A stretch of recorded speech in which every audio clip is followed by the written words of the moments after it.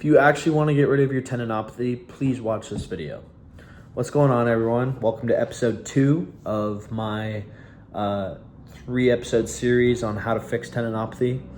Episode 1, we went over the 3 biggest misconceptions on how to fix tendinopathy. Number 1 being treating it as a tendonitis issue or an inflammation issue. Basically, if you think icing, resting, and taking a bunch of ibuprofen is going to help, that's the biggest misconception, I believe. I got prescribed that by probably 4 or 5 of the doctors that I saw out of 7, and that's really not what I needed. So that was number 1. Number 2 being just stopping what you're doing, thinking that shying away from the weight instead of just lowering it and learning to control it will get rid of it. And then number 3 was just not having a program, just kind of doing stuff blindly, not being consistent. And like I said, episode 3 is going to be on how to be consistent. That deserves a whole episode in of itself because it really is the most important thing. So with that, let's get into episode 2. This is how to actually fix your tendinopathy. So the first thing that you're going to want to do is learn how to control the weight.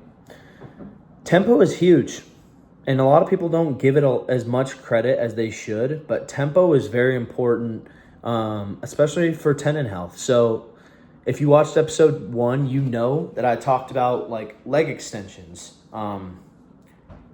knee extensions, whatever you want to call it. I was doing 160 pounds, and I was really just kind of getting the weight up there however I could. And there's a lot of research out there showing that training to failure, close to failure, will get you the most hypertrophy. But I touched on this.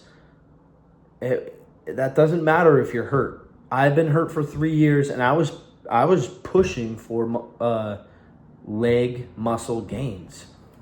Guess what? I haven't really been able to get any leg muscle gains because I've been hurt this whole time. So you've got to understand, you got to learn to drop your ego, lower the weight, do an actual weight that you can control. If your tendon is acting up, your body is telling you, hey man, this might be a little much. Listen to it. Lower the weight. Eccentric should take 3 seconds. Then you should take a pause in the bottom or the top, wherever you're at. 3 seconds up, pause at the top, 3 seconds down, pause. You can apply that to any movement that you're doing, any body part that feels like, the tendons around whatever muscle you're training are kind of flaring up a little bit. Give that a shot. And so in the past 3 months, my leg press, I'm not joking you, I was doing 50 pounds on leg press 3 months ago. Since then, I now do 210 for 10 reps. And look, I know that that's not crazy, and that's actually probably less than what most people can do. But I have tendinopathy. And for a 3-month span, that's incredible growth. And it is simply because of the fact that I am controlling the weight. So that's point number 1. The second thing you need to be doing to actually fix your tendinopathy is using pain as guidance. A lot of us look at pain as a bad thing, and sometimes it can be, but a lot of the times pain is telling us exactly what we need to know. What do I mean by that? So when you are following my advice and doing your normal regimen, maybe you I'm just going to go with knees because that's what I know best. Maybe your knees flare up when you're doing leg press.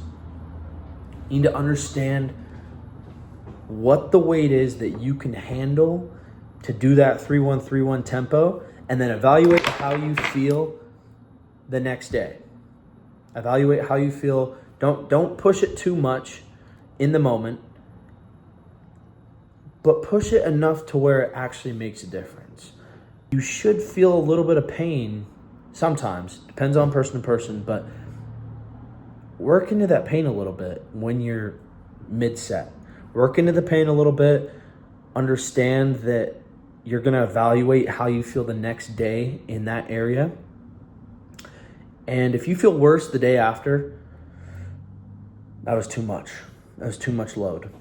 If you feel better, it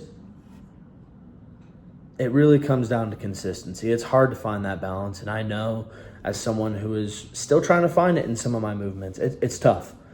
So that brings me to my third point. The third thing you need to be doing to fix your tendinopathy is be consistent. This is the biggest thing. If you're not consistent, you're just not gonna make it. You gotta understand that it's tough. It's really tough. It's tough to drop your ego. It's tough to feel like someone who's weak in the gym. And it's tough, especially when you're not seeing the results that you are expecting. But you gotta just put your head down, accept the fact that this is gonna suck. This is gonna be hard. You need to stay consistent, lift heavy, and find a weight that's not too heavy. That's a lot. That's a lot to do and stay consistent. But you have to. Consistency is the biggest thing with tendinopathy. And yeah, I mean, if I can leave you guys with one thing, it'd be figure out how to stay consistent, find a regimen that works with you, and stick to it. Because, man, it took me like 3 years to basically have someone line it out like I am right now,